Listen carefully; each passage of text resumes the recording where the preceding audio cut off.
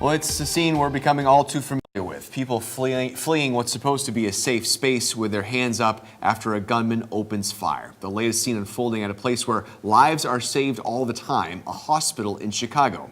This morning, safety at hospitals and really everywhere is on the minds of many. Joining us this morning, former FBI agent and president of Kaplan & Sconzo Global Risk Management, Stuart Kaplan. Stuart, thank you for joining us. Good morning. We think a hospital is being a safe place, but why is it a vulnerable place? Well, the problem is you've created an environment where it is a gun-free zone. And so that unfortunately, if a person such as what happened last night, where you have an assailant who is going to ambush someone or target someone that he knows at that hospital, you have basically created an environment, absent police getting there instantaneously, those people that are in the hospital are basically defenseless. And as you've seen, there's such a quick response, but notwithstanding the quick response, you're still leaving people who are working there or even as patients very vulnerable. And that's the twist, and that's the tug that we're having here, creating more gun-free safe zones, but allowing the bad guys to continue to possess these weapons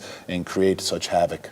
So in today's world, it does feel oftentimes like you really can't go anywhere. This is happening at concert halls. This is happening now in hospitals, at schools.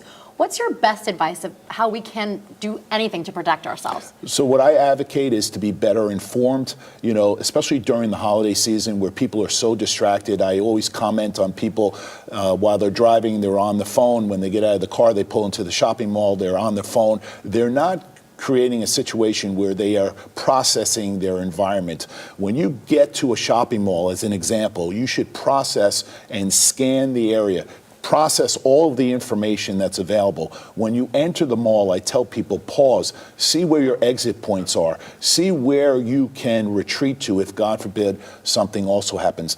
Another important thing that is very consistent in all the videos that law enforcement has reviewed when there's an active shooter situation is most people don't react to the gunfire right away. They only react after they see the masses of people pouring out or running away, because most people that are interviewed said, I didn't think it was gunfire. I didn't want to embarrass myself if I was wrong. And what I advocate to people is if you hear what you believe is gunfire, assume it's gunfire.